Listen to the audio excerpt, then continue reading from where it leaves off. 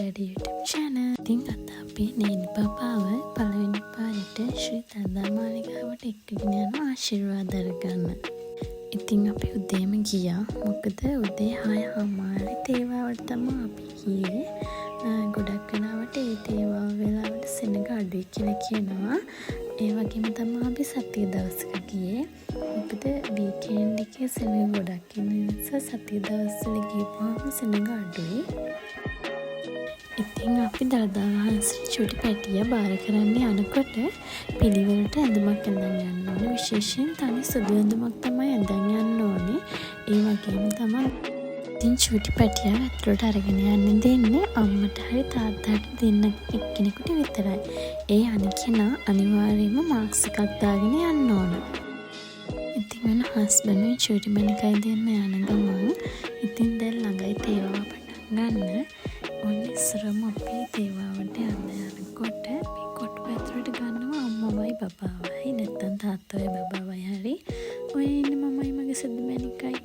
ඉතින් මෙතන වාඩි වෙලා ටික වෙලාවක් ඉඳලා ටික වෙලාවකින් කතා කරනවා බබාවත් වඩාගෙන ඉන්න කියලා.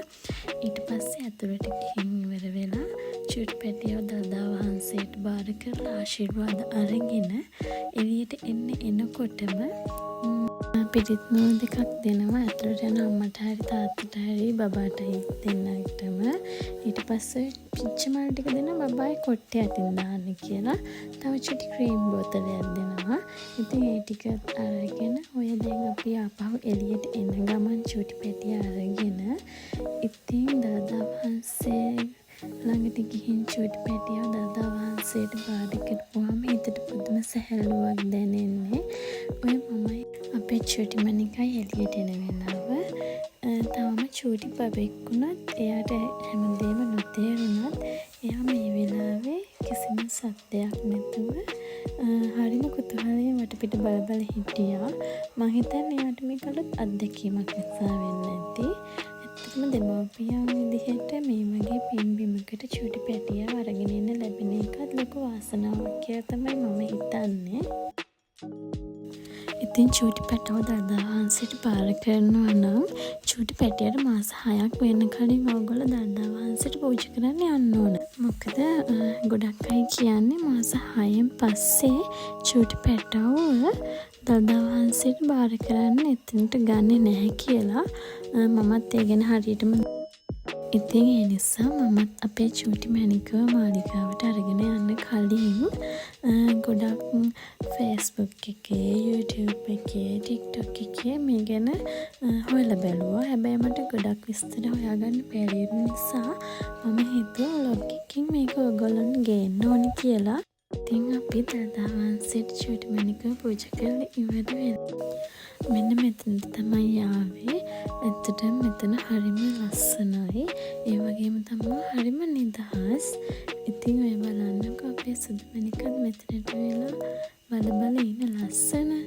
ඇත්තටම මේ වගේ තැනකට ආපුවාම හිතේ තියෙන හැමදේම අමතක වෙලා යනවා.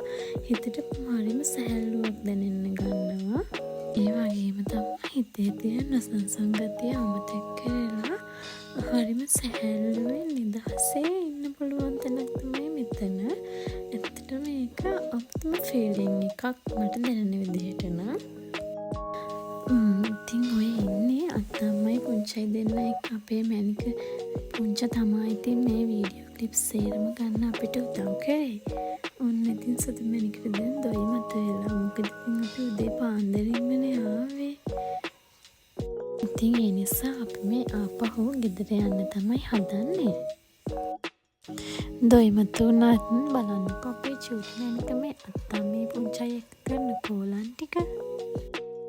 පුංචයි අත්තම්මයි ඉන්නවා නම් ඉතින් එයාට ආයේ දෙයක් නැහැ. ඉතින් අපි මේ හැමදේම කරන්නේ අපේ චුටි පැටව වෙනුවෙන්. එයාලගේ සතුට, යහපත, ඒ වගේම තමයි ඒගොල්ලෝගේ ලස්සන අනාගතය වෙනුවෙන් අම්මෙක් අප්පච්චි කෙනෙක් ඕනම දෙයක් කරනවා. හැමදාම හැමදේම හොඳම විදිහට දෙන්න තමයි ඕනම අම්මෙක් අප්පච්චි කෙනෙක් උත්සාහ කරන්නේ. අද අපි අපේ අපේ චූටි මැනික වෙනුවෙන් මේ ගමන ඇවිල්ලා එයාට ආශිර්වාද අරගෙන එයාට නිදුක් නිරෝගී සුවය තමයි ප්‍රාර්ථනා කරේ. ඉතින් දෙමාපියන් විදියට අපිට ලැබෙන ලොකුම සතුට තමයි ඒගොල්ලෝ වෙනුවෙන් අපිට පුළුවන් උපරිමයෙන්ම හැමදේම හොඳ විදියට කරන්න පුළුවන් වෙන එක. මේ ගමන හරිම ලස්සනට සාර්ථකව අවසන් කරන්න අපිට හම්බුණා. ඒ ගැන හිතට දැනෙන්නේ හරිම ලොකු සතුටක්. අද අපේ ගමන මෙතනින් නතර කරනවා. ඔයාලා හැමෝටම ගොඩක් ස්තුතියි. ඉතින් අපේ channel එකට like කරන්න, subscribe කරන්න අමතක කරන්න එපා. තවත් vlog එකකින් ඉක්මනටම හම්බ වෙමු.